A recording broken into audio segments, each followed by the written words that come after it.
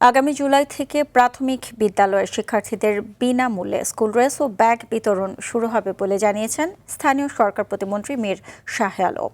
Pilot প্রকল্পের আওতায় প্রাথমিকভাবে একটি উপজেলায় 2টি বিদ্যালয়ে দেওয়ার কথা জানান প্রতিমন্ত্রী। সকালে সচিবালয়ে দেশব্যাপী প্রাথমিক বিদ্যালয় শিক্ষার্থীদের মাঝে বিনামূল্যে স্কুল ড্রেস ও পাটের তৈরি স্কুল ব্যাগ, জুতা বিতরণ কর্মসূচি বাস্তবের লক্ষ্যে আন্তঃমন্ত্রণালয়ের মিটিং শেষে কথা বলেন।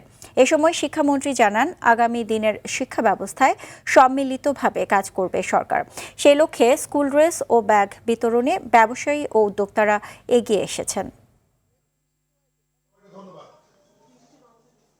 আমাদের অর্থ বছরের একদম শেষ সময় সরকার গঠন করবার কারণে আমরা কিন্তু সকল কর্মসূচি পাইলট প্রোগ্রাম হিসাবে শুরু করেছি এবং এগুলো ম্যাসিভ আকারে বড় ধরনের আগামী অর্থ বছরে শুরু হবে।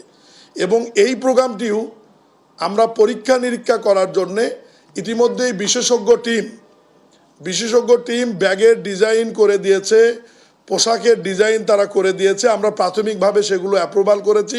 আগামী দিনের শিক্ষা ব্যবস্থায় সম্মিলিতভাবে কাজ করার জন্য কর্পোরেট সোশ্যাল রেসপন্সিবিলিটি যেটা রয়েছে সেটাকে আমরা অ্যাড্রেস করেছি এবং ওনারা সকলে এগিয়ে আসছেন।